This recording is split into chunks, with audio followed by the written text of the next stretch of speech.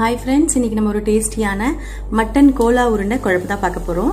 இதுக்காக நான் வந்து ஒரு 250 கிராம் அளவு மட்டனை வந்து மின்ஸ் பண்ணி வச்சிருக்கேன். வீட்லயே தான் அரைச்சு வச்சிருக்கேன். கீமா பண்ணி கடையில வாங்கல இது. இப்போ ஃபர்ஸ்ட் இந்த கிரேவி எப்படி ரெடி பண்றதுன்னு பார்த்துக்கலாம். கிரேவிக்காக அடுப்புல ஒரு pan வச்சிருக்கேன். இதுல ஒரு 3 டேபிள் ஸ்பூன் அளவு ஆயில் போட்டுக்கலாம். இதுல ஒரு பட்டை, 2 ஏலக்காய், ஒரு 2 கிராம்பு போட்டுக்கலாம். 2 மீடியம் சைஸ் ஆனியன் வந்து பேஸ்ட் பண்ணி வச்சிருக்கேன். இப்போ இதில் ஆட் பண்ணிக்கிறேன்.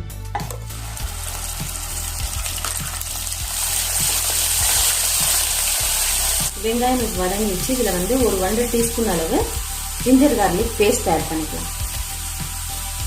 இதையும் சேர்த்து நல்லா வதக்கிக்கலாம். இப்போ இஞ்சி பூண்டு பேஸ்ட்டும் நல்லா வதங்கிடுச்சு. தக்காளி வந்து மீடியம் சைஸ் தக்காளி 2 அரைச்சி வச்சிருக்கேன். அதை இதில் ஆட் பண்ணுறேன்.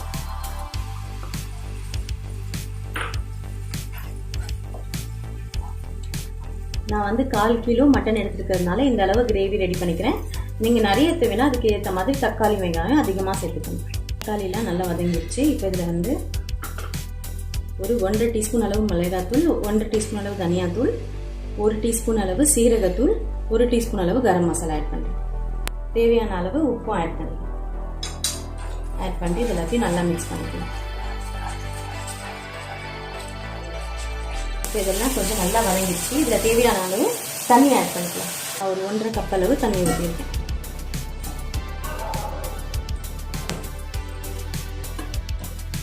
இது ஒரு 5 மினிட்ஸ்க்கு கொதிக்கிட்டோம். அதுக்குள்ளே நம்ம வந்து கோலா உருண்டையை ரெடி பண்ணிக்கலாம். கோலா உருண்டை செய்யறதுக்காக ஒரு 250 கிராம் அளவு கீமா எடுத்திருக்கேன். இது வந்து வீட்டிலேயே அரைச்சது மிக்சியில். நீங்கள் கடையில் கீமா வாங்குறதா இருந்தால் அதை நல்லா வந்து அலசிட்டு நல்லா தண்ணி வடி கட்டினதுக்கு அப்புறம் தான் நீங்கள் உருண்டை செய்யணும். இதில் ஒரு 2 டேபிள் ஸ்பூன் அளவு உடைச்சக்கடலை மாவு, அதாவது பொட்டுக்கடலை மாவு ஆட் பண்ணிக்கிறேன்.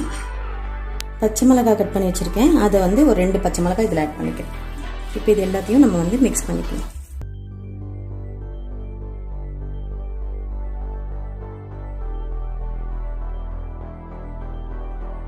இது நல்லா மிக்ஸ் பண்ணிவிட்டு உருண்டையை ரெடி பண்ணிக்கலாம். நம்ம ஒவ்வொருத்தர் ஒவ்வொரு மாதிரி செய்வாங்க. அரைச்சிட்டு வறுத்து கூட செய்வாங்க எண்ணெயில், இல்லைன்னா தண்ணியில் வேக வச்சு கூட செய்வாங்க. இப்போ நம்ம வந்து இதை வந்து அப்படியே பச்சையாக வந்து குழம்புல ஆட் பண்ண போகிறோம்.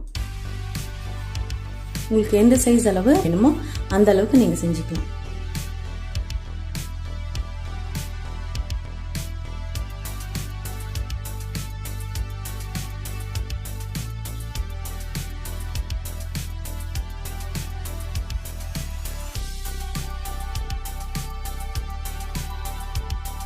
கால் கிலோ கறியில் வந்து ஒரு 9 உருண்டை இருந்திருக்கு, மீடியம் சைஸ் அளவு.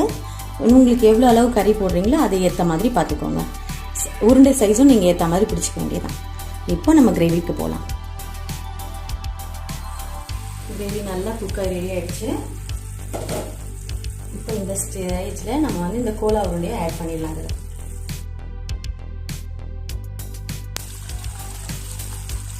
நம்ம கொஞ்சம் மெதுவாக இதை திருப்பி விட்டுக்கோங்க. நம்ம டைட்டாக நல்லா உருண்டை பிடிச்சிருக்கிறதுனால இந்த உருண்டெல்லாம் உடையாமல் வந்துருக்கு. கிரேவியில் நல்லா கலக்கி விட்டுக்கோங்க. ஜாக்கிரதை, சில நேரத்தில் வந்து இந்த உருண்டை உடைய கூட வாய்ப்பு.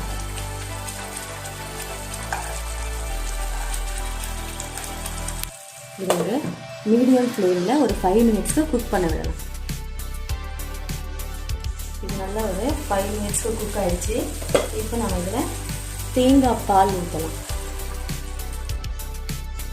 தேங்காய் பால் விட்டு கொஞ்சம் இது உடையாத மாதிரி கிளறி விட்டுக்கோங்க.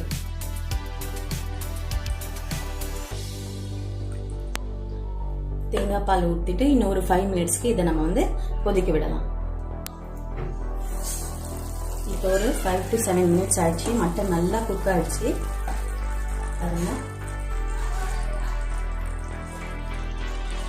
ஃபைனலாக கொஞ்சம் கொத்தமல்லி போடலாம். ஆஃப் பண்ணிடலாம். இப்போ நம்ம கிரேவியை சர்வ் பண்ணிக்கலாம். ஃபர்ஸ்ட் இந்த உருண்டைங்களை இதிலேருந்து எடுத்துடலாம். பாருங்க, டேஸ்டியான கோலா உருண்டை குழம்பு ரெடி ஆயிடுச்சு. இதே மாதிரி ஒரு டேஸ்டியான கோலா உருண்டை குழம்பு நீங்களும் செஞ்சு பார்த்துட்டு உங்கள் கமெண்ட்ஸை எனக்கு கூட மறக்காமல் ஷேர் பண்ணுங்கள். தேங்க்யூ, பாய்.